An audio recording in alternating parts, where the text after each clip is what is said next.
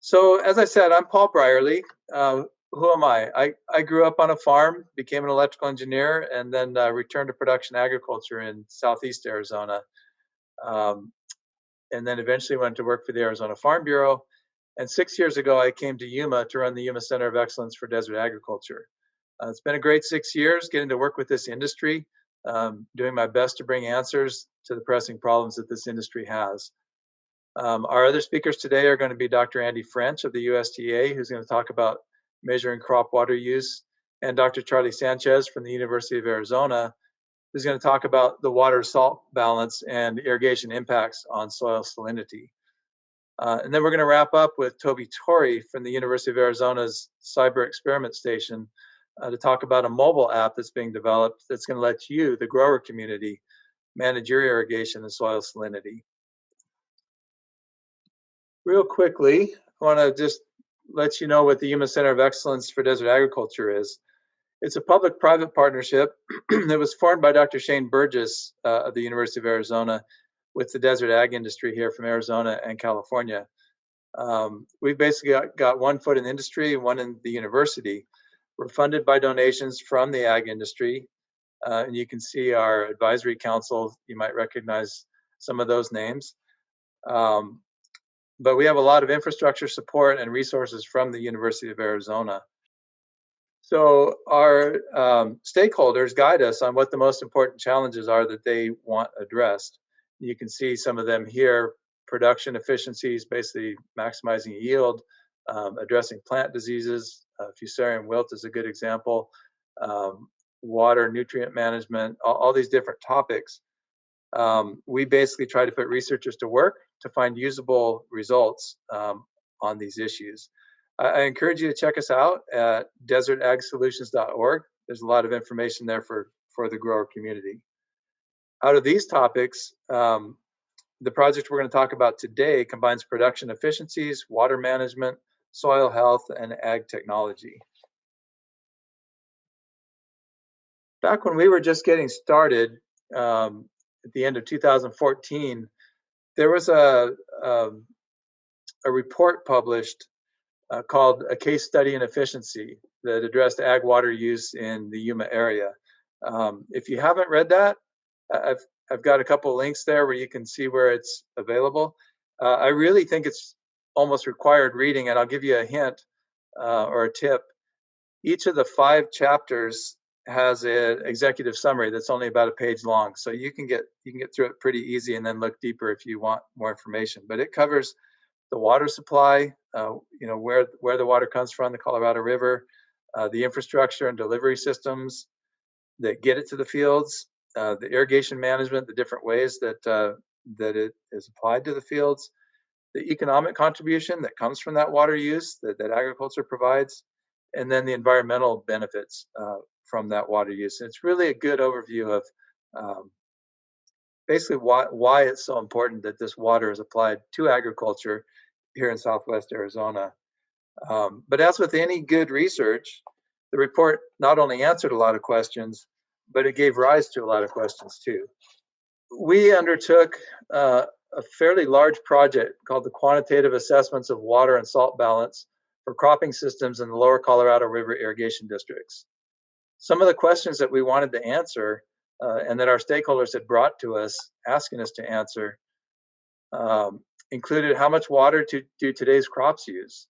A lot of the numbers were from 50 years ago when it was different varieties, different amounts of production. The yields were a lot different. How does each crop impact soil salinity? More importantly, how does a year's cropping rotation impact soil salinity? We know that the Colorado River brings in a lot of salt to our fields, but then you add in evaporation due to our dry heat and the high water table. You add in the fact that Yuma only gets 3 inches of rain, so Mother Nature doesn't help much with leaching the salts out of our root zones. And if we don't manage that soil load that salt load, in the soil, our farm ground would become unsustainable, especially for tender crops like lettuce. Another question was, is there a need for the annual summer pre-irrigation? Somebody driving around that sees a bare field flooded with water in 110-degree heat might question why we're doing that. To answer that, we really need to know the water and salt balance of the entire cropping system, and that includes even previous years, to know what that salt load is that needs to be dealt with. Does drip irrigation save water? I mean, that's always a question and an assumption, and we've included that in our study. And yes, it saves water, but in the long run, are you doing enough leaching, and do you have to add water to do the leaching that's needed? So what's really the net savings? Same thing with fallowing programs. Does that save water, and how much does it save? We need to know the water and salt balance to answer that question, because the evapotranspiration of a fallow field is not zero, especially where you have the high water table and where you've got weeds or other things. Salts are going to be added to the soils, and they need to be leached down before planting or rehabilitating the field. So those are the types of questions that our project set out to answer. And how did we do it? We did it basically by measuring water use and soil salinity and the water salt balance at multiple scales. So starting out at the bottom of the slide, we used point measurements. We used in-field sensors to measure evapotranspiration, water use, soil salinity, all the different components of the water salt balance. By the way, this research was headed up by Dr. Charles Sanchez, who's going to be on a presenter today, and Dr. Andy French, who's also a presenter. So you're going to be hearing straight from the people who are doing this research. You can see that in addition to all that in-field measurement, then we also went to the air, because you can see the picture there of the field with equipment inside the field. That's not real convenient when you're trying to plant or cultivate or harvest your crops. So we've got to pull those out every time that a grower needs to get access to the field, put them back in. It's not a simple process. We don't want a gap in the data, so we need to do that exactly according to the grower's schedule. And so it's good for research. It's not real good for production use going on. So over the past 5 years, actually, we've measured that data in more than a dozen different crops. And what we want to do with the aerial and satellite imagery is make it where we have real-time data that can be utilized for irrigation management decisions without having to have this type of expensive and inconvenient equipment in the fields.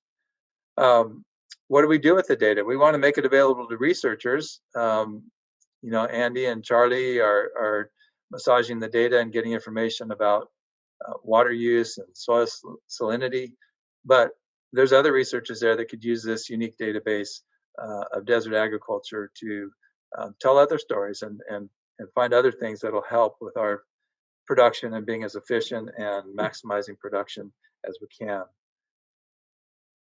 So we do that via publishing papers, providing this database to the research community, and then incorporating that into a web-based tool and a mobile app that gives the grower community access to recommendations based on all this information. So that's what we hope to cover today. As we started this project, basically the Yuma Ag Water Coalition had backstopped the project and asked us to initiate it. But very quickly, the U.S. Bureau of Reclamation came on board as a major funder. The USDA was both contributed research with Andy French and funding. And you can see this list of other organizations that have funded us from the commodity councils here in Arizona to the Specialty Crop Block Grant Program.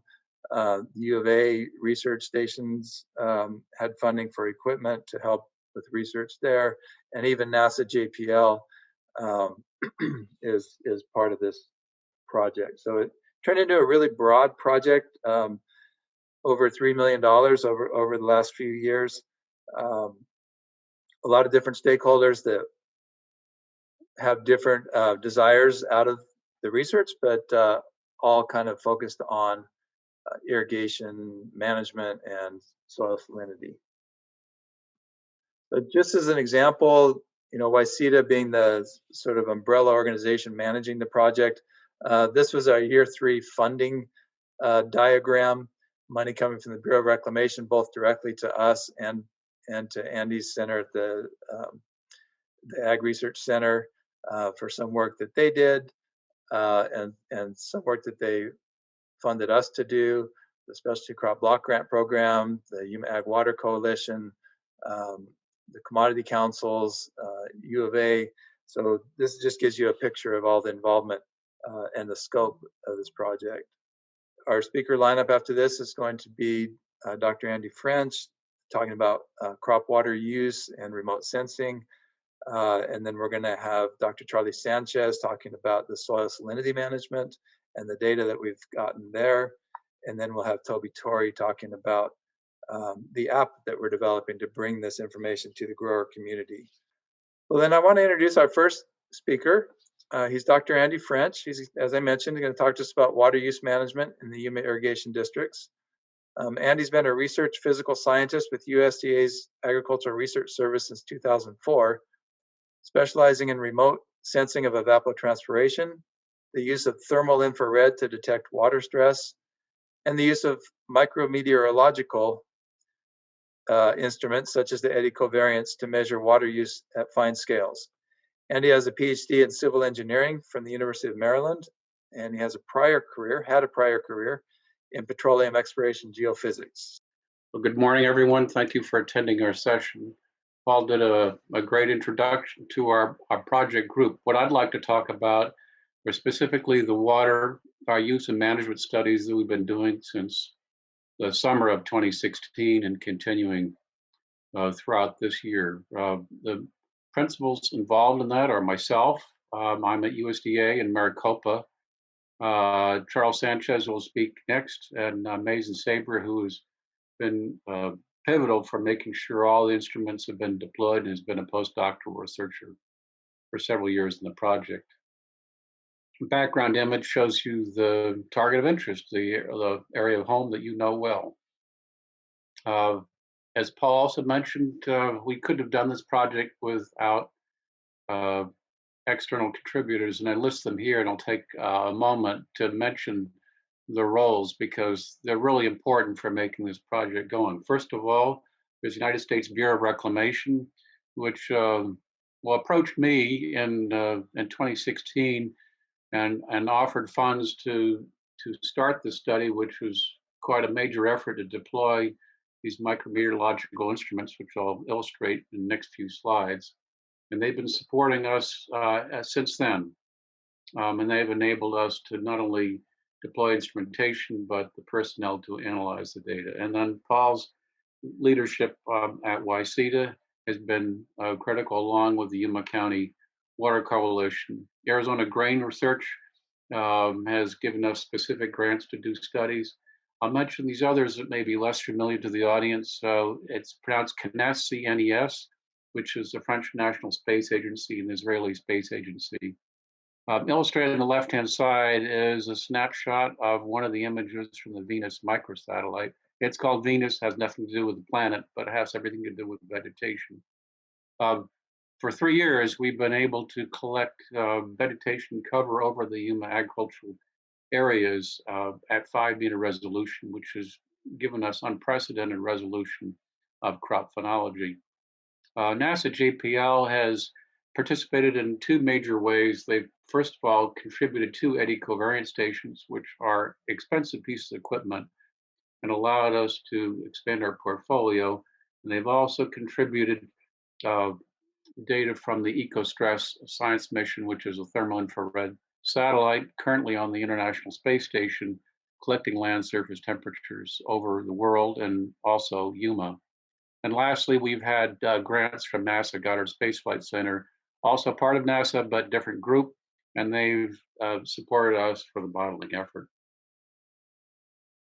These are the key objectives, and what I'll talk about in the next few minutes is the first three components. So it's update the water use by all economically significant crops in Yuma.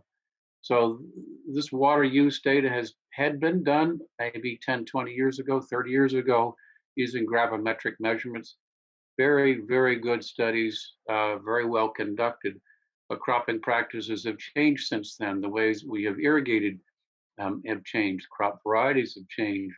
Of course, the climate has shifted. So it was very important to measure how much water is used by all crops today as opposed to what we saw 20 years ago. The technology we use today is different. We can cover more scenarios using our instrumentation than we can with gravimetric, and I'll illustrate that in a moment. Update the crop coefficients. So the Bureau of Reclamation is certainly very interested, and so we hope that some growers are interested in this. It's a simplified way of irrigation scheduling, managing your crop water without knowing too many details about weather and crops and field conditions. So those crop coefficients, primarily under the framework of FAO 56 document, give you a guideline of how to initiate your irrigation under bare soil conditions up until maturity and senescence. But those FAO 56 guidelines are generalized. And what we want to do is translate those coefficients into much more specific, accurate, relevant coefficients for the Yuma area. We want to use remote sensing data, which is my primary specialty. The reason being that we can use remote sensing data to monitor nearly every day the crops that are growing across the entire irrigation district. As long as the weather is clear, we can see what's going on, and we can provide near real-time observations as opposed to standardized conditions. So if everything is going as expected, we could probably use standardized conditions to do irrigation scheduling. But the question is, what happens when you don't have standard conditions, when the weather is abnormally hot, or when you are unable to plant all of the acreage that you anticipate, that you aim for? There's variable conditions are not provided for in the FAO 56 methodology. Remote sensing data can provide a much better way to manage your water. Tracking salts, well, as Paul mentioned, and as Charles will mention, describe in more detail following my presentation, without tracking the salts, we're sunk. We have to be able to manage the salts in the shallow profile in an effective way. And what that means is that when we manage the water, we don't just manage the water for what the crop needs, but we need to manage the water for the soil, the shallow soil profile. And lastly, this morning, we're going to describe an advisory app to guide the water management. So what we need is a framework to bring these components together. So we have the baseline measurements of water use that we've been doing the last 5 years, updating the crop coefficients for a standardized method, and we're bringing in remote sensing data to use near real-time observations to make the water use estimates more accurate, and also to track the fate of the salts. This is the area that you know so well, and I now know a lot better than I did 6 years ago. The challenge for Yuma is that you have 7 different districts to manage, each with their own priorities, each with their different soil profiles, and each with somewhat different cropping priorities. So we're aiming to sample our observations in all the irrigation districts available to us and provide relevant numbers for everyone. This is the core of our observation. It's called eddy covariance. If you've been in our sessions in prior years, you should be familiar with this. For those that are not, it's a tripod, or I should say sometimes a two tripod installation. Each installation is somewhere around $40,000 or $50,000, so expensive piece of equipment. It measures the water vapor flux and a radius around where this tripod is deployed. So heavy piece of equipment, expensive piece of equipment, also state of the art. It gives you instantaneous observations at 10 times per second or 20 times per second. We have 8 of these stations, so you can see it's quite an investment. We've deployed over 45 sites since 2016. Actually, it's closer to 65 at this point. And we have many, many crops we've deployed it in, as listed here: lettuce, wheat, cotton, Sudan grass, spinach, and so on. Uh, Depending on the length of the cropping cycle and the farm management, these stations have to be moved in and out, uh, which is quite an operation. Mason and company have done a miraculous job of being able to move these in and out with minimal or no damage to the crop, and also to relocate them when we're allowed back in when the soil is sufficiently dry. And lastly, we replicate the site. So like all good agricultural experiments, we don't just go into one station, say this site, and we measure the crop ET, evapotranspiration, say that's the measurement. No, we have to have replications, not only replications for the crop type, but replications for the site, so that we have variable conditions of soil, varying conditions throughout the Yuma area, up on the mesa, down lower in the valley. What do the data look like from the eddy covariance? Well, the raw data are really complicated and almost printable on a plot. What I've shown here is a daily average of that 20 hertz results. That eddy covariance measures what we call the covariance. It's the relationship between wind, temperature, and humidity fluxes at very fine time scales. We do that covariance and we aggregate it to 30 minutes in daily time scales, and then we result in plots as displayed here. So what I'm showing you here is day of year, or we abbreviate as DOY. So this would be January 1st on the left-hand side, progressing through January, February, March. This is a wheat crop. This happens to be in Maricopa area, not Yuma, but the results are similar to Yuma. On the vertical axis, we have evapotranspiration, which is the vertical water flux from that eddy covariance data. And the data that you're getting from that station are in the black circles, or the black dots here. You can see when you first plant, you have a little spike with the pre-irrigation, and then it drops down to sort of a background level. And then as the crop grows, you can see that the scatter of black dots increases to a maximum at peak maturity, in this case around 10, 11 millimeters per day. And then as the crop senesces, it drops down. So the eddy covariance gives you a day-by-day crop water use, day and night. It gives you the average. Behind this curve is important. This is this red line here is what we call potential evapotranspiration. These are data that freely evaporating expansive vegetative surface would put water vapor in the atmosphere. So if the crop you're planting transpires the same rate as potential, we have a ratio of 1. And if it's less than that, it'll be under 1, and greater than potential, which can be up to maybe 15 or 20%. It'll be like 1.15, 1.2. This ET0, as we know it, is derived from weather stations or from the eddy covariance stations. We generally use the azimuth stations, and there are 3 of them scattered around the Yuma area. Also shown in the graph are irrigation events, as illustrated here in these vertical lines. Blue for furrow irrigation. I use other colors for sprinkler irrigation. And then the green line shows you the cumulative ET. So this summarizes the amount of water is being used by this particular crop on this particular experiment. We can integrate this entire curve to get the total water use, but we can also see how the water varies from day to day. We've looked at 16 crops since 2016 in great detail. I've listed them here, and I'm going to go in subsequent slides and show you a few cases of how each of these look. You know, from wheat, 3 kinds of lettuce, spinach, cantaloupe, cauliflower, watermelon, broccoli, cotton. You can read all these lists here. Here's some example of some durum wheat studies that we did, and we reported in a manuscript last year in Agricultural Water Management, now in press. You can see this on these columns. Unfortunately, the labels aren't showing you, but on the second column is cumulative water used, millimeters, seasonal water use. And so the average water use is shown here is around 5 to 600 millimeters. And these are the yields and the irrigation deliveries is shown in this column here.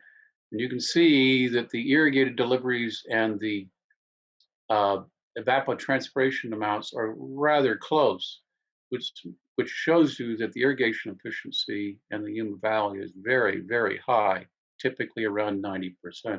The one exception is down here. This is not in Yuma Valley. This is an organic wheat by a different grower. And here are the soil types.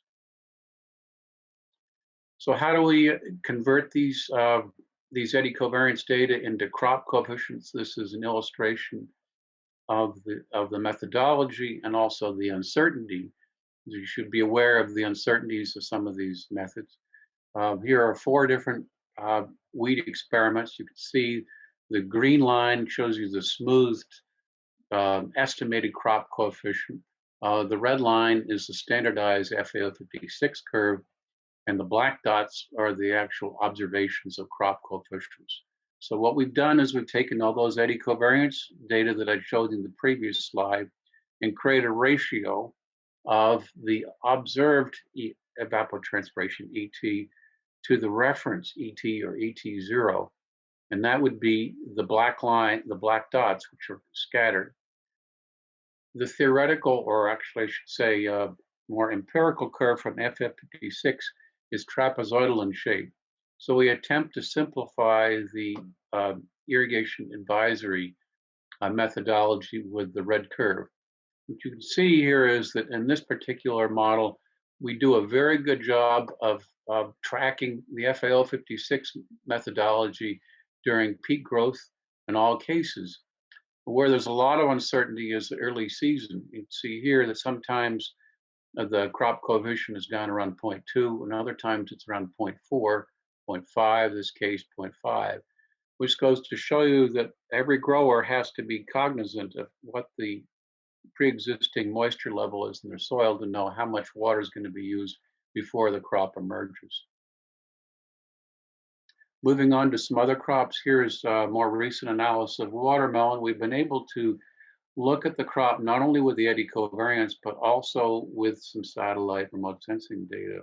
So I'm showing this curve, I'm showing this plot, I'm showing you both cases. So this case is not black anymore. It's the blue dots show you the eddy covariance data. That's what we call ET. It shows you here day of year 100. So we talked about the spring of 2019. It shows that the initial phases, the daily ET is around 2 to 3 millimeters per day. And then as the crop grows, it rapidly increases in a matter of 10 days. It more than doubles the amount of water used, up to 10 and exceeding 10 millimeters per day. We've been tracking that with satellite data too. It's very useful because it shows you where the biomass is and in time and in space. And that's the purple curve. You can see here that during these early days of the experiment, when you have 2 to 3 millimeters per day, there's almost no crop cover. Most of that is bare soil evaporation. Where the purple curve comes up here in May, now you have nearly full cover. You not only have the combined effect of some bare soil evaporation, but you have a great deal of transpiration. So this is the actual crop water use here, around 8 millimeters per day. Interestingly, the way they manage this crop is that they collect the watermelons and then they go back. They, in the process of doing that, trample the field, and you can see how this purple curve drops, and then it recovers a little bit so that you have some more vegetation growth. Some 30 days later, and you can have another harvest. And in this case, we're getting around 17 inches of water use for watermelon. Here's cantaloupe, same color scheme, different time of year. So now we have a decreasing radiation going from fall into winter.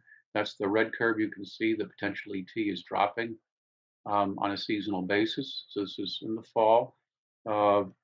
The blue curve shows you how as the crop growth matches the satellite observations. As the crop grows, the ET goes. In this case, it's cantaloupe, so it only goes to 4 millimeters per day, substantially less water use than shown on the previous slide.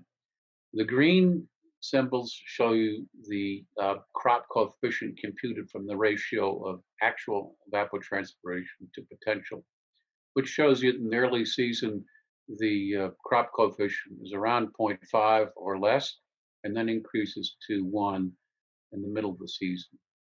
Here are some results from 4 sites. We're getting around 8 inches for cantaloupe. Cotton, we've had a lot of support over many years from Cotton Incorporated. They've been very loyal supporters for Maricopa and now in the Yuma area. One of the issues of interesting research and practical research is the different ways that cotton is grown in the Yuma Valley versus the way cotton are grown in central Arizona. Central Arizona, the cropping season is much longer, and it's a short early season in Yuma. One of the questions is, are there substantial differences in yield despite the differences in length of growing season? Of course, there's the objective for the crop in central Arizona might be seeds as opposed to lint, but we're comparing those differences in both areas since 2019, and here's some examples. There are 5 sites. We're looking around 34 inches of water use on average for both of these areas. Here shows you on the lower left, you can see the results. We can have the observed ET also in blue. Here you can see the scatter of it during the season. Now the green curve is quite different from crops like cantaloupe and watermelon. You have crop coefficients that get up to 1.2 in the middle of the season. And this is a deployment in cotton. Spinach, we're getting much shorter seasons and much less water use. Here's a little over 4 inches for this particular example. Again, this is in the time of year in the fall where the net radiation is decreasing daily, so you have a falling energy load on the crop. The crop coefficient is very close to 1 for much of this season. In this case, we weren't able to keep the eddy covariance for the entire crop. As you can see how the satellite data shows the spinach is in the field 20 days longer than the eddy covariance. Iceberg and romaine has been a major effort on the last year for our studies, and we're looking at 13 sites getting just under 12 inches on average for iceberg and romaine. These 2 curves show you typical scenarios for how these crops, these fields use water. On first glance, you can see that generally the evapotranspiration for lettuce experiments has a crop coefficient almost 1 for the entire season, which is an interesting observation because in the first part of the season, there's very little vegetative matter. In the second part, you have up to 80% cover or maybe more. So what that means is that you have high evaporation from the soil early season and then high transpiration in the second part. The eddy covariance shows you how that evaporation progresses. So look at the top left here, you can see the black curve, the black dots. So after you've done a sprinkler irrigation, you're getting very high rates of ET, around 8 millimeters a day, and then it drops quite rapidly as the soil surface dries out until the next irrigation, then the eddy covariance picks up the next event and it drops down exponentially. That cycle continues until you have emergence, and then the evapotranspiration tracks potentially T very closely. So we've been doing this, as I say, for 13 lettuce crops. We've been tracking them for sprinkler irrigation, furrow irrigation as broken down. Here you can see the green is where the sprinkler events are, and the blue where they have furrow irrigation. And the eddy covariance maps those changes in evapotranspiration very, very well. We're able to show when the plants use water following emergence and where it's soil. We're looking at We're looking at canopy and soil temperatures from space and from the anti-covariance station. The idea being that we can have an independent observations of the crop water use that doesn't use eddy covariance itself. These are radiometric temperatures. On the left-hand side is soil moisture probe data in purple, and the irrigation events color code these vertical lines. And then in the background of the the black symbols are the infrared temperatures. You can see is that those infrared temperatures generally track irrigation events very, very well until late season. You can see the purple curve, there's the soil depletion. Looks like maybe the information we had in this particular case was wrong. Soil moisture telling you we has an irrigation event here, and the irrigation notes say it was 15 days later. I'm not sure what happened. So the field observations can make corrections to field notes that can be quite useful. On the right-hand side shows you the satellite data of the Yuma Valley from EcoStress. This is a thermal infrared satellite on the space station. You can see on the Yuma Mesa that the center pivots show up as very cool here. Also, along the Colorado River into Mexico, you can see very high evaporation levels. In the rest of the Yuma Valley, modest amounts of water evaporated in the lower green. One of the findings of our study is showing that the evaporation rate is significantly higher than modeled by the FAO56, as illustrated by these two curves. The orange is what the FAO56 model says that we should have for soil evaporation, and the blue is what we've been observing. So this is pretty recent results. What this shows is that we can have substantially more water lost during those sprinkler events than a standardized model would be. So this is important for tracking not only water use, but for salt balance, because the fate of salts is very dependent on the type of irrigation, as Charles will illustrate in his talk. Emerging research for the satellites. So the satellites give us near real-time observations of the crops. We can look at variability within the field. The question for growers is whether you can do anything about it or not. That may not be the case, but certainly with satellites, we can detect the field variabilities, which might help you decide whether to change your irrigation scenarios or your soil management or your field treatments, as illustrated on these two images here, which are taken from the Venus satellite and showing the conventional image from a satellite and the normalized difference vegetation index on the left, in the same field using a so-called chlorophyll index red edge. That's the CIRE. And in the CIRE, you can see there's substantial variability. These are the same time, same image time, but this one's the different index. It uses different spectral bands. And you can see here, there's a lot of variability between the west and the east side of that field. In this case, it's showing you slightly more chlorophyll content on the east side than on the west side. The array on the right shows that we're looking at, well, in this case, 12 vegetation indices. So it's kind of a complicated scenario.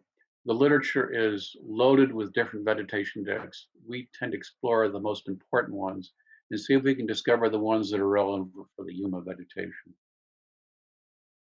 One of the things we can use with these red edge indices is detect with irrigation events, as shown here in the left-hand side. On the conventional mapping with the vegetation index is shown in the purple line here. And these vertical lines show you where the sprinkler and furrow irrigations are, and these are rainfall events.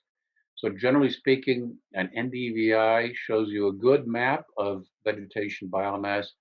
It doesn't always do such a good job of detecting when water is applied to the field.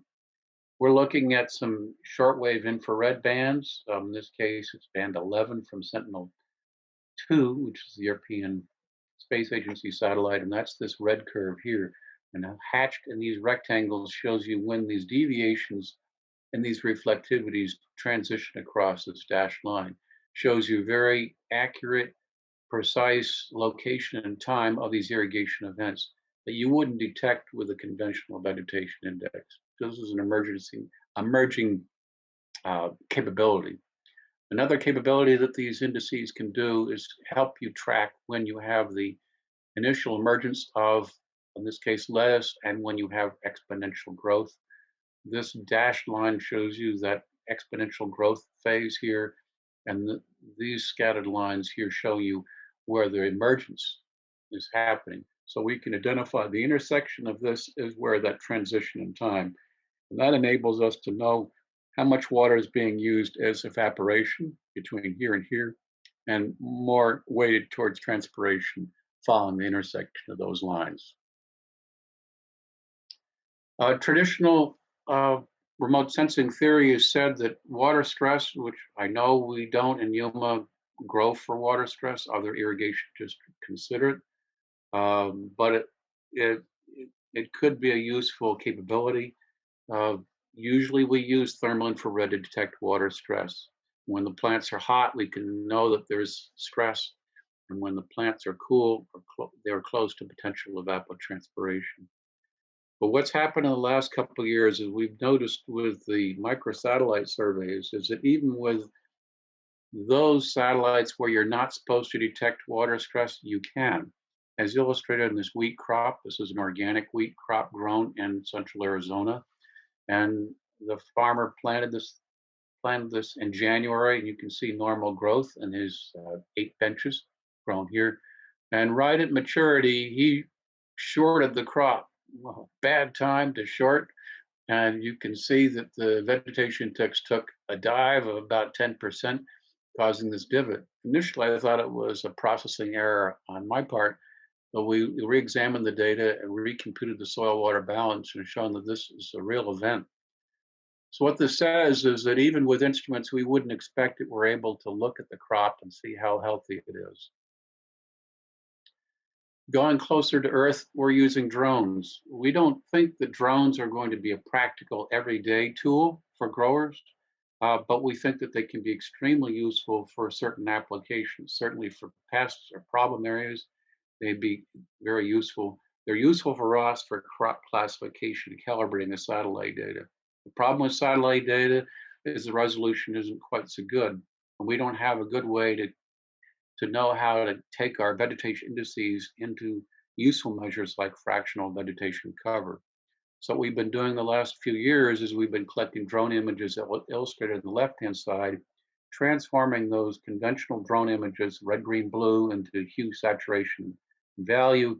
Color space is illustrated in the central part here, and doing a supervised classification. So we can classify crops based on sunlit and shaded components of soil and vegetation. And then in turn, we compare that with the cover and vegetation indices on the right. And that way we can take these 12 vegetation indices and find out which ones are best at mapping the crop and figure out the accuracy of that. That in turn allows us to take the satellite data and know within 5 or 10% fractional cover nearly every day of the crop. Where are we headed? The plan is to report out on the 16 crops we've described to you. We want to complete the water use measurements for other important crops left off that list. And we want to release a prototype app for water and salt management that'll be discussed, and then 2 more talks. And we'll incorporate the remote sensing data into the evapotranspiration estimation and forecasting in 3 ways. So we're using satellites, primarily Sentinel-2, which is the European Space Agency, Landsat, the USGS managed satellite that comes overhead every 16 days, and EcoStress as long as it's in orbit on the space station.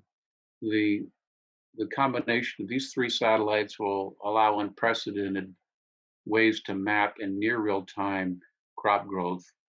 We'll use manned aircraft data where available. Generally, that's a vendor-provided service. We've been collaborating with several private organizations who have been generous with sharing data and showing the capabilities. The advantage of manned aircraft is you can serve the entire irrigation districts very quickly and inexpensively, which you can't do from drones. On the other hand, drones can give you very detailed centimeter level, inch scale observations which can be useful for multiple applications and for field calibration. And that's my talk. Paul? I do want to mention that when we started this project, selfishly on our part, we wanted Andy to participate because he had 2 of these eddy covariance systems. They were quite expensive, and we didn't have any.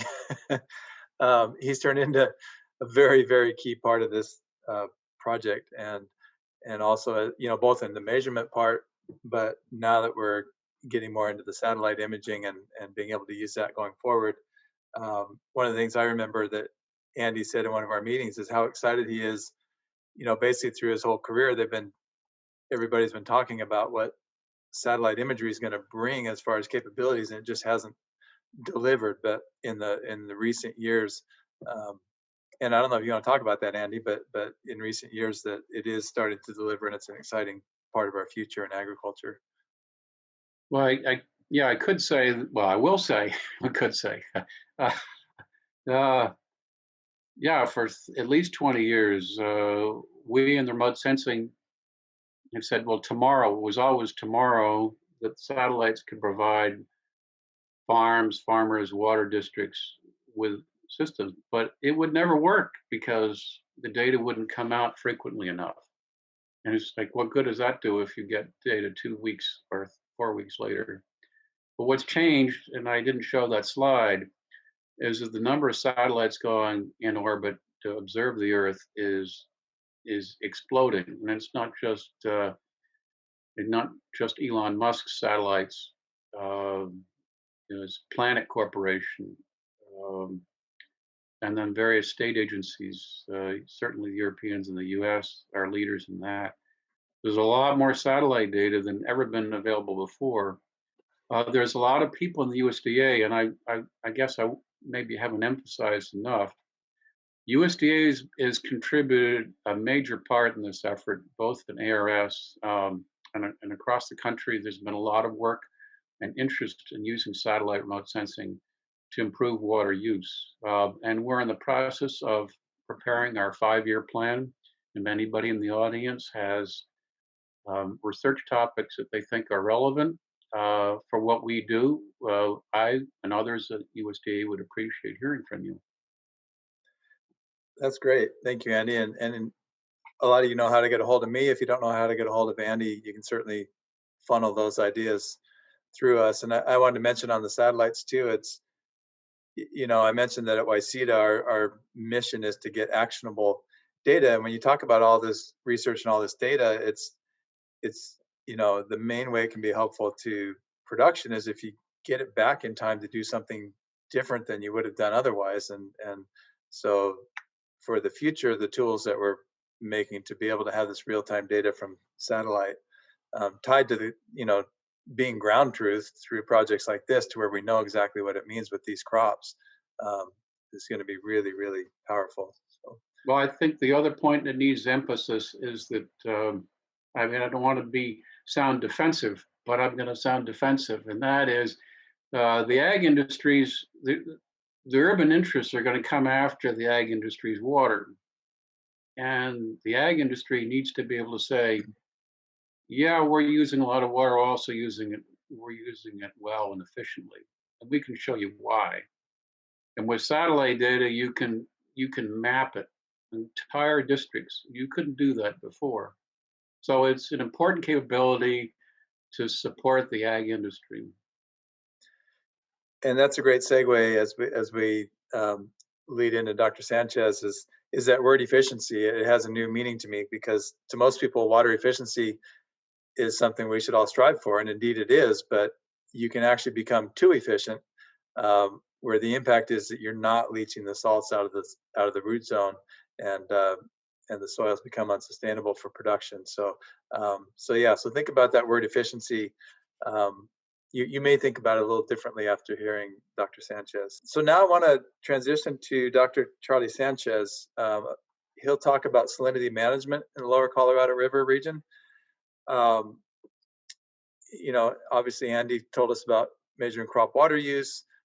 Every crop and every irrigation regime impacts the salinity levels in the soil differently. So Charlie's going to tell us about the impacts of various crops and irrigation methods on soil salinity levels. Charlie's a research scientist and professor of soil, water, and environmental sciences at the University of Arizona. He has a bachelor's degree in crop science, a master's in agronomy, and a PhD in soil fertility and chemistry. He's got a long history of working hand in hand with Yuma ag producers and is well known for his research on soil and water management, plant nutrient utilization, and salinity. So, Charlie, I'll let you take it away. I kind of retitled this because I want to make a point. Andy talked about our efficiencies, and they are indeed high, but we have to remain cognizant of some challenges they create. And as we move forward and develop tools for irrigation, we got to consider salt management. The Colorado River has a lot of salts. As that water evaporates or transpires, those salts stay behind, and we have to irrigate for salt management as well as for crop consumptive use. Let me move. Again, I won't spend a lot of time, but these are the irrigation districts and water users association we're talking about. And this is where we've been collecting this data for the past, I think, 5 years now. We wanted to look at a systems approach. We can talk about lettuce or we can talk about wheat, but we wanted to track the whole system because what we do for one crop can impact what happens the next crop. And it ultimately affects our management decision. How do we keep the whole system sustainable? So we worked across multiple cropping systems and tracked the sub-balance through our rotation cycles. There's a lot of reasons why we irrigate very efficiently, and we spent a lot of time, this was even prior to this project, developing physical models to understand our hydrology of irrigation. And this is some of the background data we did. We developed these mathematical models and we calibrated them under real situations. In those top images, you can see us actually collecting the background data, not only to calibrate them, but to validate them under different irrigation scenarios. This is an example for typical for irrigation, but we did the same kind of work for sprinklers. We can essentially write mathematical models that describe the hydrology of the whole system, and we can validate it under field conditions. And I want to talk about efficiency because people can talk about different things with respect to efficiency, but there's a number of expressions of efficiency. And the first one is kind of what Andy is measuring. It's irrigation efficiency, and that's the crop ETC, the measured evaporation versus water applied. You can also expand this definition to look at all water beneficially used. And we'll talk about beneficial uses later, but that would be uses other than crop consumptive use. It might be salt leaching, it might be residue decomposition, it might be making the soil more allowable for land prep. And then we can talk about irrigation efficiency on required depth versus water applied. Now, when your required depth is simply for ET replacement, IE and EA essentially become the equivalent expression. And finally, another way to talk about efficiency is production versus water applied. Now, I'm going to talk about some of these expressions as we move along. Now, Andy talked about all the measurements we've made over the past 5 years, and our efficiencies are very high, ET relative to water applied. They range from 60 to 100%, but the average is well over 90. Now, those outliers as low as 60, there's two scenarios that cause those. One is when we're cropping a very sandy piece of land. We're not as efficient on the sandier soils, but those are outliers. Typically, if we're talking about a loam or a clay loam, our efficiencies are well above 90. Now, there's one other scenario where we get efficiencies less than that, and that's when rainfall occurs shortly after an irrigation event. Now, when rainfall occurs before an irrigation event, the producer simply delays irrigation, and it doesn't impair efficiency that much. But there are occasions when we get substantial rainfall after irrigation. That was the case in the winter of 2019 and the spring of 2020.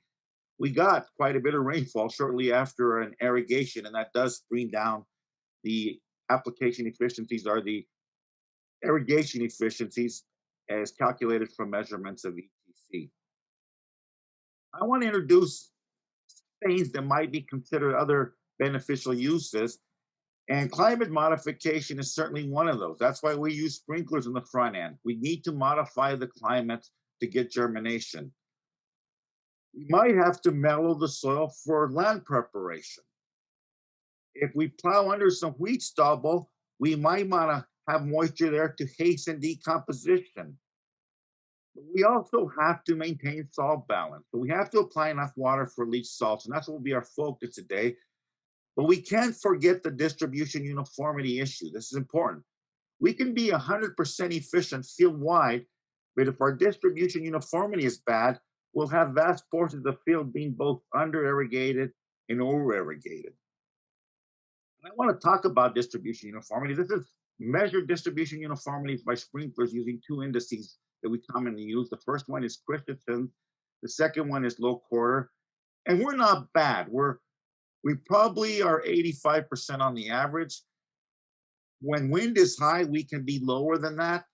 If the sprinkler run is short, we can be lower than that because we're more vulnerable to transitory wind distortions under those conditions. But we're not bad. But let me put that what that means.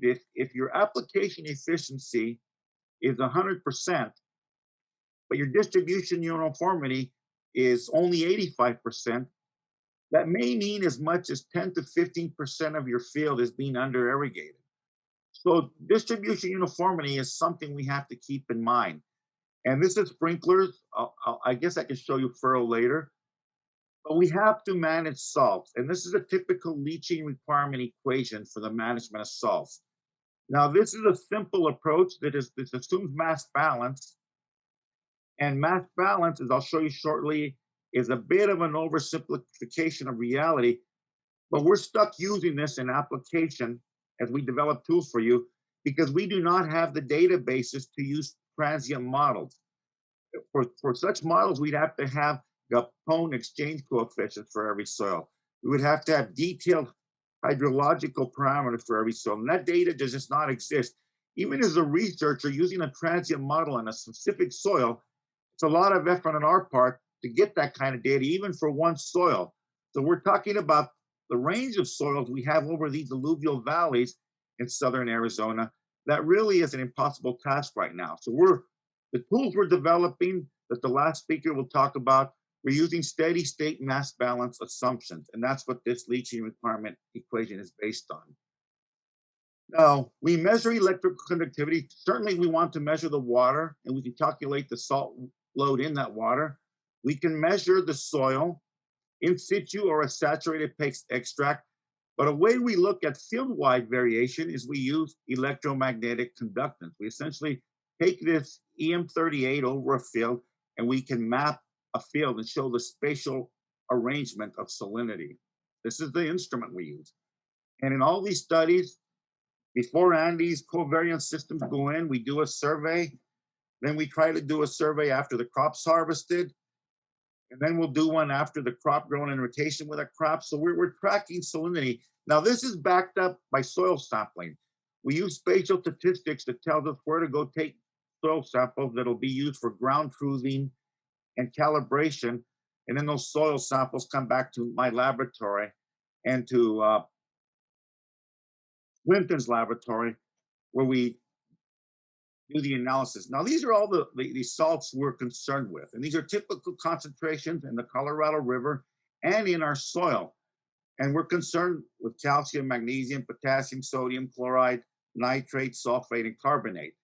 And in addition to looking at conductance, we measure all these anions and cations in the soil samples we collect. Now, I said the steady state mass balance is a little bit of an oversimplification. And one of the reasons is carbonate chemistry. You have a teaspoon of soil has billions of microorganisms. You have plant roots out there. They're all respiring and generating CO2. And there's calcium out there. So you have a CO2 reacting with water, and you result in a carbonate equilibria. But those carbonates can also precipitate out the calcium.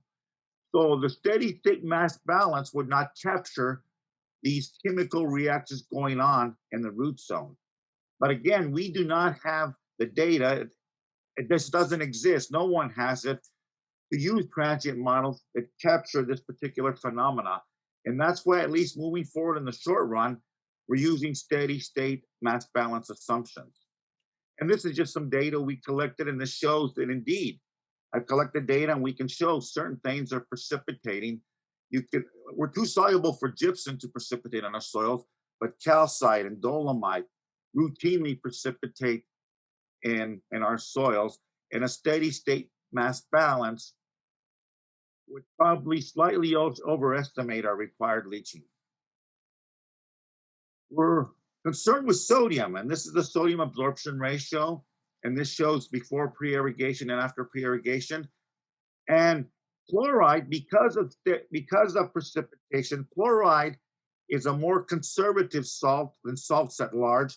So chloride gives us a better indication of our effective leaching. And you can see that this would be a summer pre-irrigation, and you can see the chloride both before and after pre-irrigation. And in this particular case, our pre-irrigation event in the summer before we start the produce season was very effective.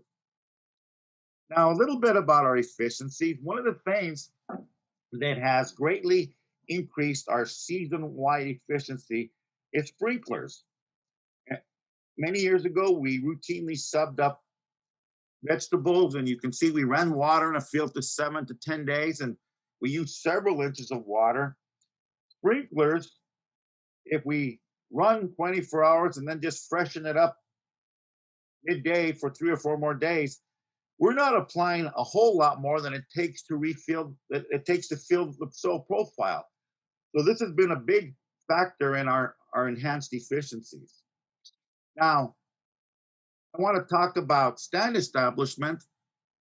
And this is a sprinkler, this is a sprinkler stand establishment, and this is the measured salinity before and after stand establishment.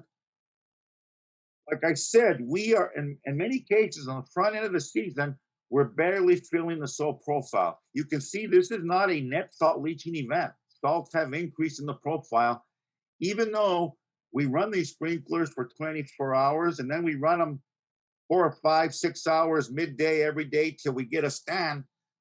There's not a huge leaching fraction in this particular management event. And I'll cut to more events. This is several data sets across many districts. And you can see the soil water salt before and after. And in most cases, this was a net salt loading event. Now, the exception comes into our winter plantings.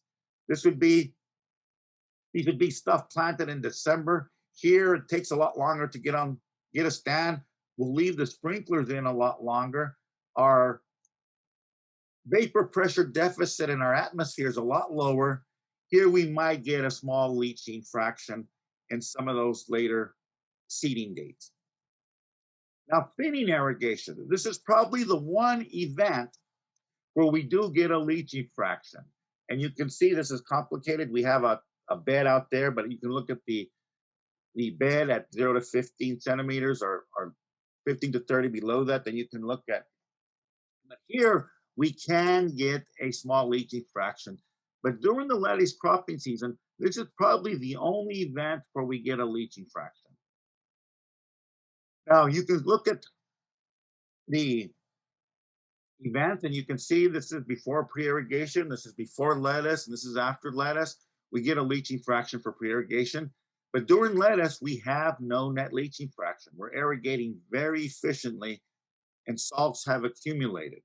And what we're doing here from a practical standpoint is we're deferring our leaching fraction to outside the cropping period. And I support that. This enables us to better manage nitrogen and soil insecticides in season. It helps us mitigate diseases such as sclerotinia and bottom rot and these sorts of things. And it doesn't get high enough that it has adverse impacts on the crop, but essentially we're pushing our leaching management outside the cropping window.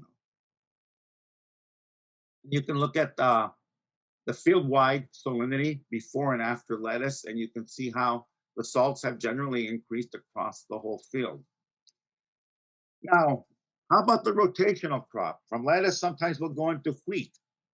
And before we started this project, our assumption was we were picking up a leaching fraction in wheat. Now, Dr. French just showed you that we were irrigating wheat very efficiently. And this data shows that as well. The salts continue to increase through the lettuce season and into the wheat season. Now, wheat has a higher salt tolerance than lettuce.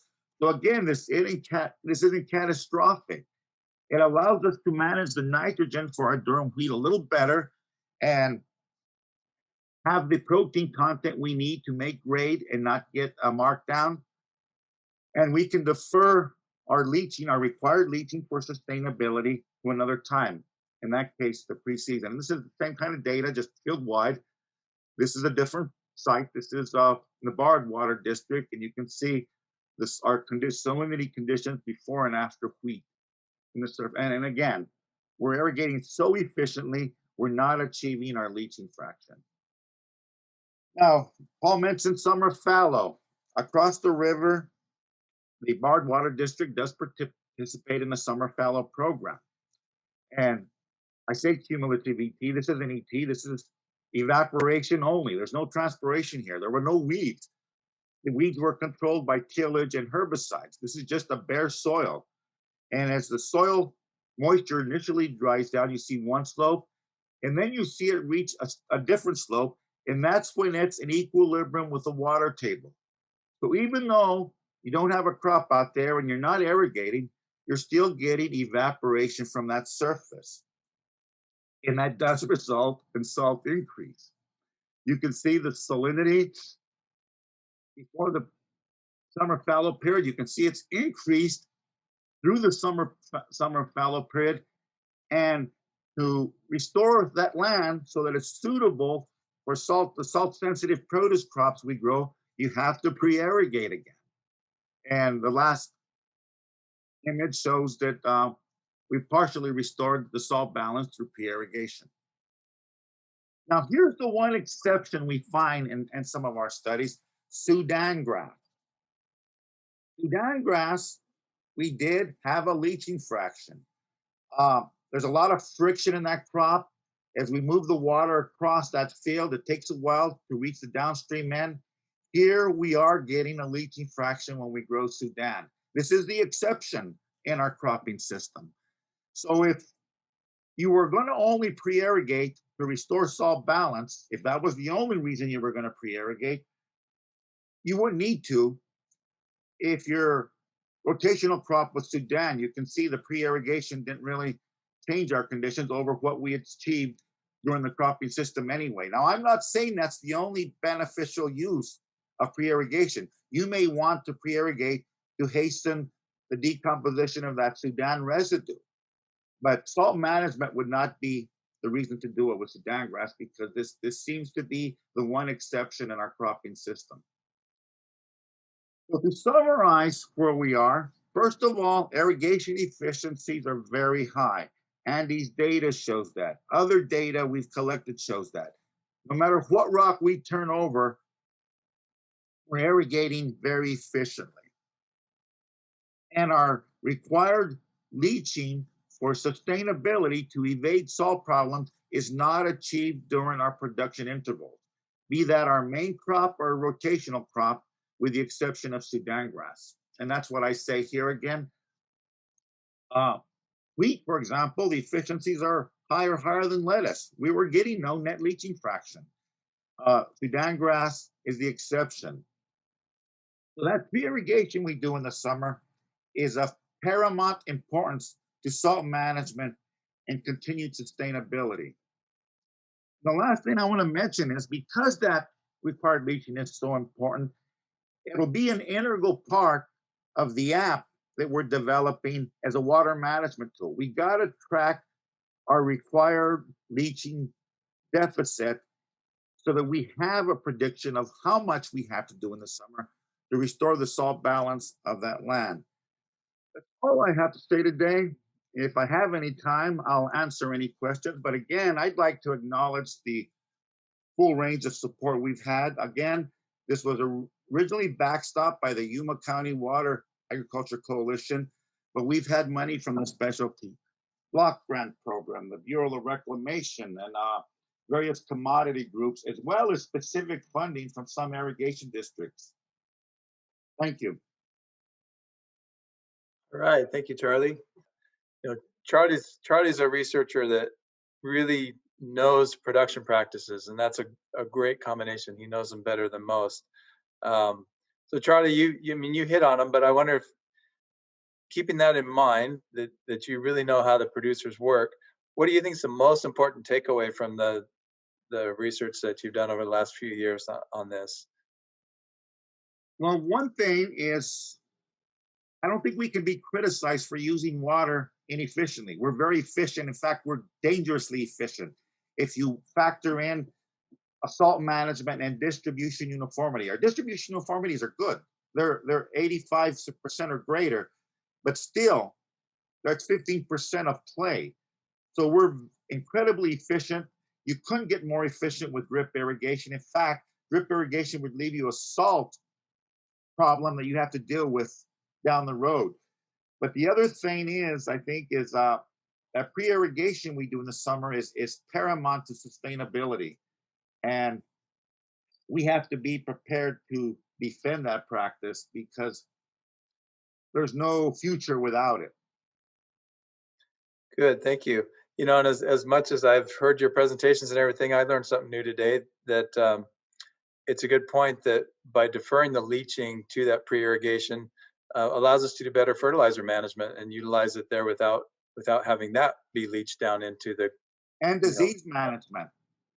You know, I've been in the Yuma area a long time, and 20 years ago there was certain land that they would say, well, we're not going to rent that piece. That's sclerotinia land.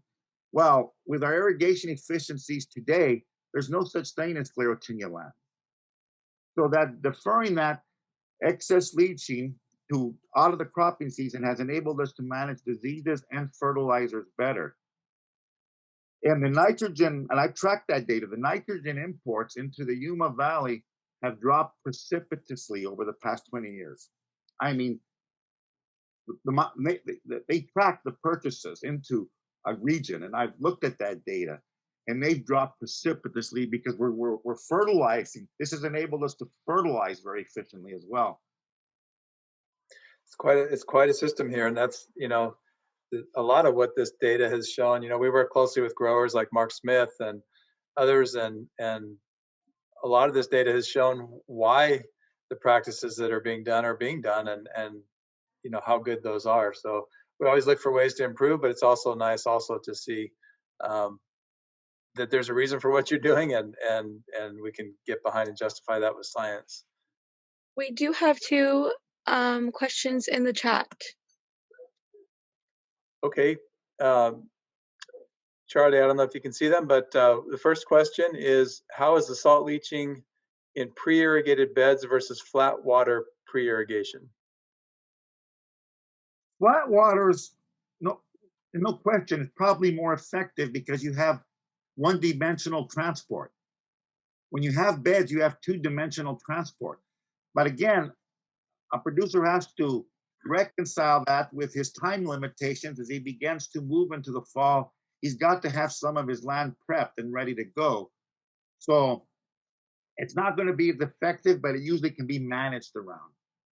But one-dimensional infiltration is going to be more effective in moving salts below the root zone than two-dimensional infiltration. Great question, thank you.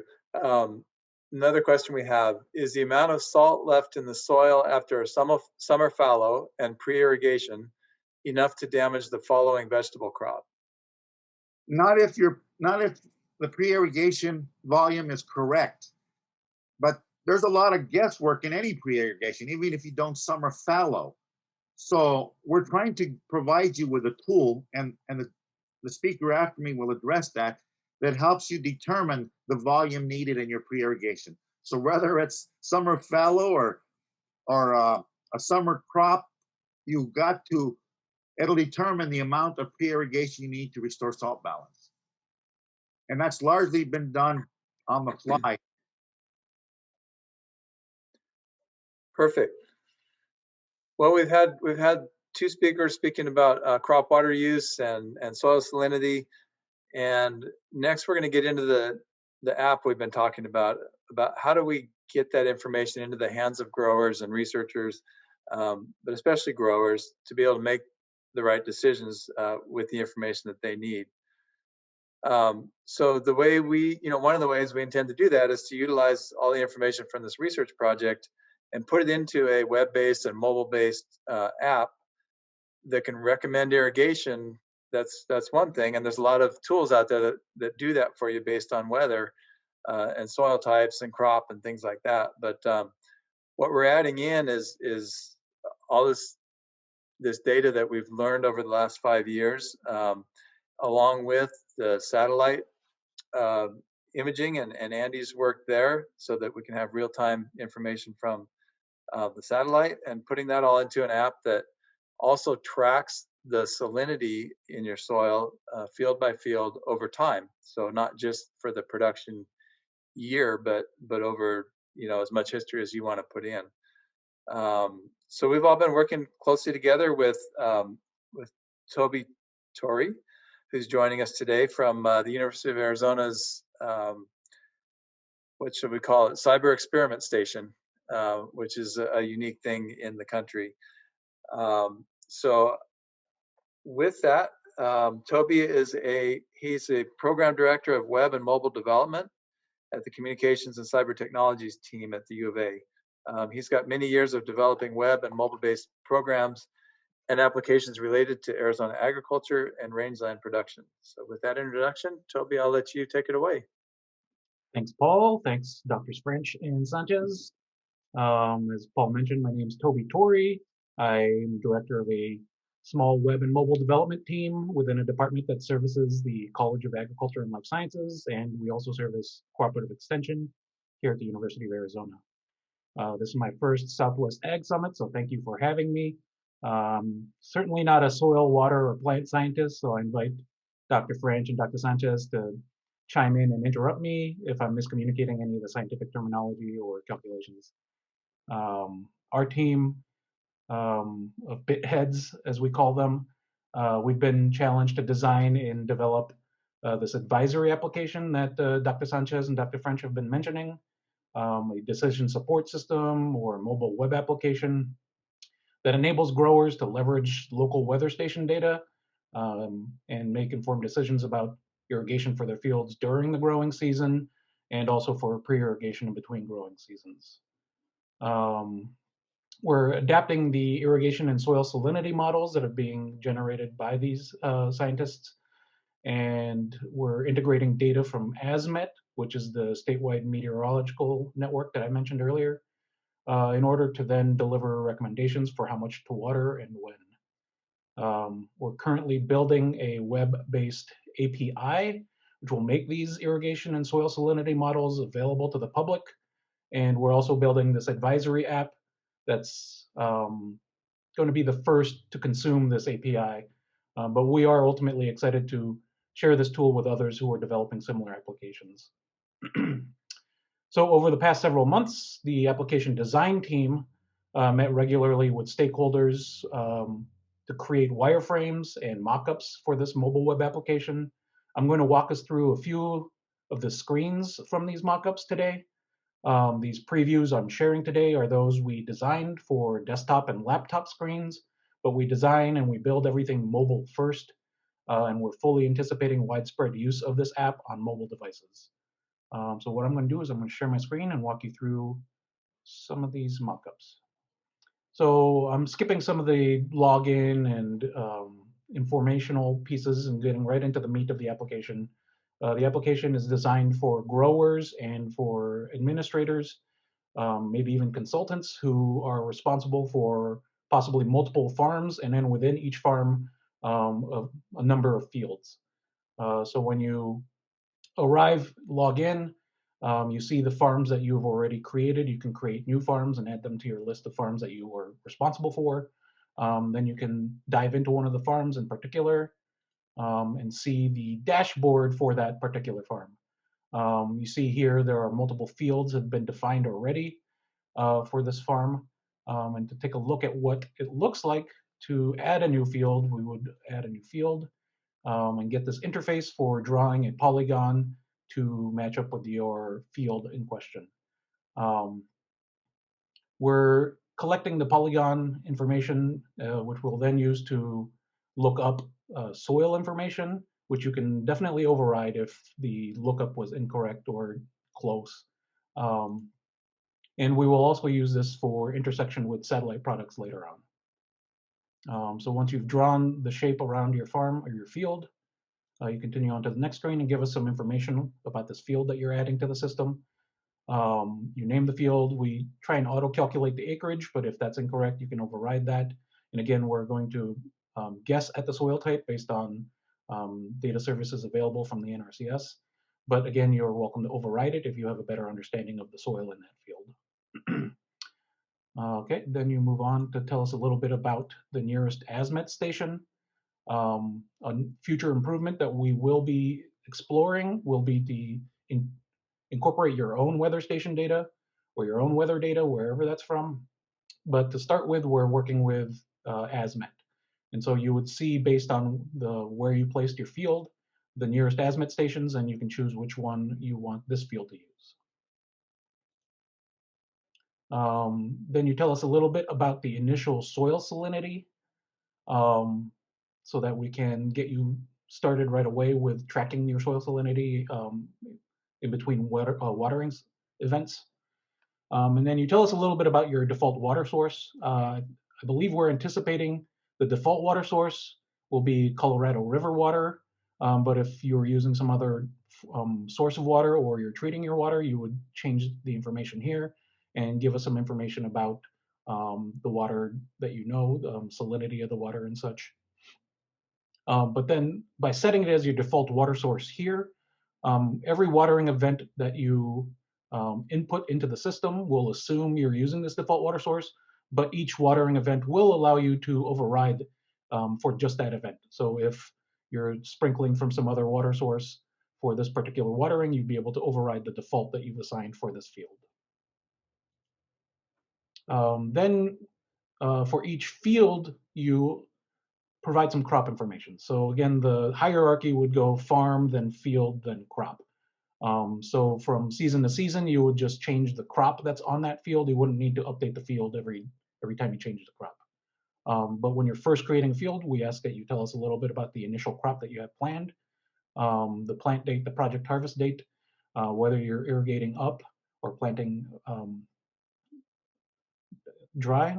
You tell us the wet date, the default irrigation system. Again, this is just an assumption for each watering event, what type of irrigation system you'll be using, because that affects the calculations based on the model. But again, you can override with each watering event what irrigation system you're using for that watering event. Then you save the field. Then you're able to add another field here or move on to viewing just that particular field. Again, if I just close out, it shows me the farm overview that includes the field I just created. Diving into what an individual field looks like in the application. And again, this is all, we're designing everything and using these mock-ups first so that when it's built, we're not moving furniture around too much. But this is early enough that we're still seeking feedback from ultimate end users and stakeholders. So everything's still slightly in flux. The terminology that we've chosen is still up in the air. So we're definitely open to feedback, and we are looking for volunteers to help us test this product once we have the prototype developed. So an individual field on the farm, this is where the meat and the potatoes for the decision support comes in. You get to see what the current crop is and when the projected harvest is. You would get a notification that says your projected harvest date is just around the corner. So maybe if you have a better understanding of when you're actually planning on harvesting, this would be an opportunity to update that harvest date. And then the watering events that we track. So the system is using ASMET data to detect rain events. But we assume, if nothing is told us, if the grower doesn't tell us otherwise, we assume that the rain event was accurate, and we incorporate that into the data that's used for calculating the irrigation recommendations. But again, like everything else, it's overridable. You might have rain gauges that give you a better understanding of how much it actually rained on that field, and you'd be able to override the detected rain event. And we implore you to do so every time it rains. We let you know, hey, we detected a watering event. In this case, it was rain. We detected this much of it. Please let us know if that's accurate or not, or you can just leave it alone if it was accurate. What we don't assume is the projected irrigation. We use the model to let you know that on this day or in 2 days ahead or a week from now, we recommend you water 2 inches or whatever amount we recommend. And it's up to you to tell us whether you waited until that recommended day or whether you waited until afterwards or you did it ahead of time. You tell us when you irrigated and how much, and we fold that into the model and generate new recommendations for irrigation. We also see here soil water depletion. This is just an insight into how far along you are since the past irrigation. And after this depletion surpasses a certain percentage, we would recommend you irrigate. But again, this is just kind of a look into how much evapotranspiration and water use has occurred since the last watering or since the last rain event.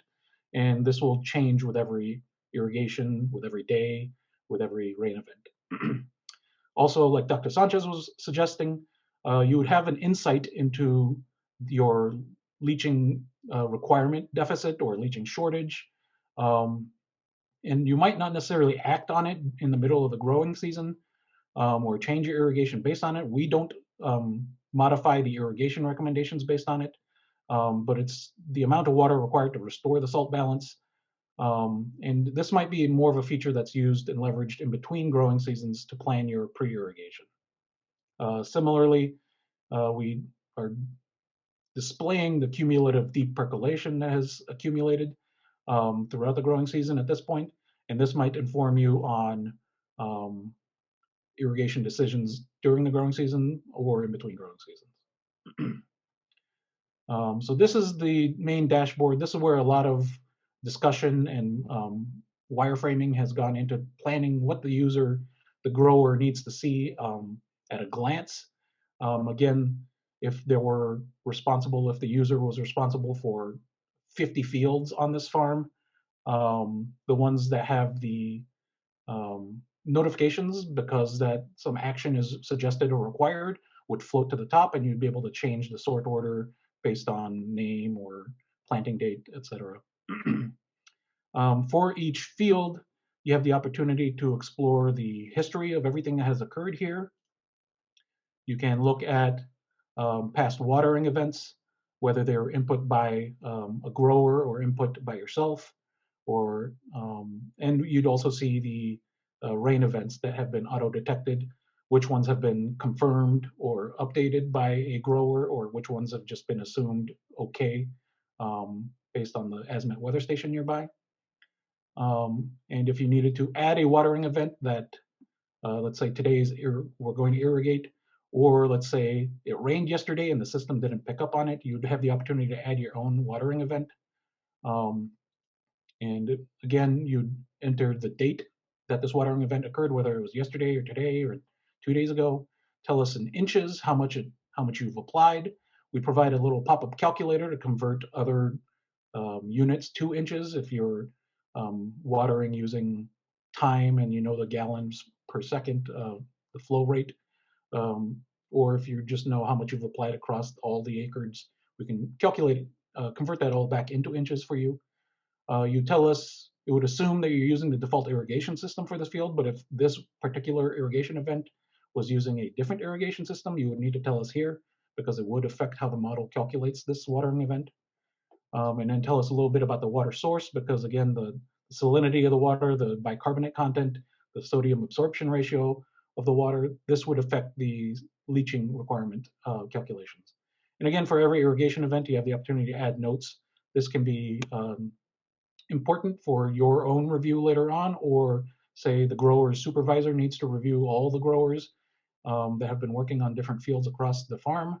And in summary, there's an export feature available, and those notes would bubble up to that export feature. So you would add all the relevant information, save the event, and you would see that a new event was added to the history for this particular field. And like I mentioned, you might have multiple growers working on a particular field. You might have the fields delegated to different growers for a particular farm. And right now we're calling this feature helpers. It's basically a way to delegate permissions. We're batting around new names, so we might not launch with the name helpers, but the idea is you would add other contributors to this particular field, or if you needed to go to the farm level and add an administrative contributor that has access to all the fields for this farm, you'd be able to do so. That would delegate the ability to manage watering events, whether it's adding new ones, editing rain events that have been detected, or if you delegate the administrative functionality, it would allow the administrator to then create new fields on this farm and add new crops from season to season to each field and to add new helpers.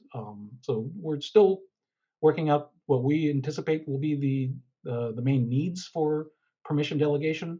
But again, this is something that we expect we will learn more about when we enter a user testing, a user interview process where we get this prototype into some potential users' hands, watch them use the tool, find out where they're getting hung up, find out where the main questions lie, and make the needed recommendations or improvements. So this is just a glance into what we're developing. These are interactive mock-ups that we have already developed a foundation, a technological foundation to develop the tool for. We're building this on AWS using the backend, and we're developing a custom front end using JavaScript. We're going to, again, build this prototype, get it into the hands of some end users, and conduct some preliminary user research to inform the first round of improvements and bug fixes that are going to be needed. And again, we're going to be reaching out and we're going to be looking for volunteers. So I hope that some people here in the audience might be interested in helping us fine tune the details of this application. And like we've discussed, we're planning some future improvements already. The incorporation of satellite data to estimate growth stages and compare them to the heat units accumulated to give you a sense of whether you're on track or behind what the models suggest where you should be growth stage wise for your crop. We're also planning Spanish language support, and we're still prioritizing future improvements as well. At that point, I think this is all I wanted to show today, and I'm eager to field any questions about the app. I can switch back to a particular screen if you wanted to ask about a particular feature. Again, it's all in flux still, and it's something we're going to be developing over the next few weeks, and we hope to get a prototype out within the coming month or two. All right, thank you, Toby. Certainly, we hope, like you said, that I mean, I think this is really exciting. This is where the rubber meets the road of how does all this research turn into something that's usable by the industry. If there's some of you out there who have used irrigation management applications or programs, would be real curious to hear from you. You know, what you think about this one and the added features that it has, either today or, like I say, you can contact us at any time, and we would love to have you give your feedback on some of this. We go to a lot of trouble to make sure that it matches the terminology you use and the way your farms are structured and the way your workforce is structured, so the right people are have the right kind of access and can utilize it and feed the information back into it. I might mention that in addition to Dr. Sanchez and Dr. French, we have also Doug Hunsaker, who's out at the Aridlands Research Center with USDA, and he's providing a lot of the initial models that we're using for cotton and other crops as we transition to the models developed from our research in the crops that Andy listed. Well, I guess I will start to conclude, but that doesn't mean we can't take questions while we're doing this, and I do see one that popped up. Will there be a fertilizer recommendation in the app? That may best go to Charlie. I'm not sure. Not initially, but as this evolves, we have tried to develop it with that in mind, but it won't be in the first couple of versions. And that's a good point, that we have done our best as we design this, and working with Toby, the way that they set it up is to allow future enhancements. We try to envision what those are, but absolutely feedback like that is the best way we can. And the earlier we have it, I'm sure Toby would tell you, the earlier we have it, the better they can design for that to be inserted in later on. Do you want to speak to that, Toby? How Yeah, this just tool can briefly, evolve? that's true that the sooner we hear about these needs, the sooner we can anticipate the growth of the app to include them. But that particular feature, I'd be curious to hear more about, because our team does have experience with other groups in USDA to develop, where we're developing the ability for certain varieties of cotton to measure the petiole nitrate N content over time and track them over what the scientific models suggest is healthy or appropriate or optimal, and to advise you, don't irrigate. I'm sorry, don't fertilize this week. Fertilize extra this week. You're okay. You're in the optimal zone. Don't worry about it. Just keep doing what you're doing.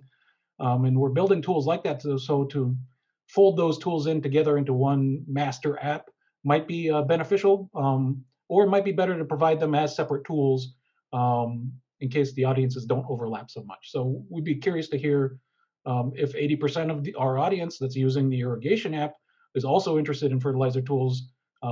We're uniquely positioned to facilitate a partnership like that. And actually, that brings up a good point. We didn't just find Toby on the street as any old app developer. These guys have a lot of experience doing a lot of agricultural-based web tools and mobile apps. And I wonder, Toby, could you talk about a few of the things that you guys have done and how those features might apply to this audience?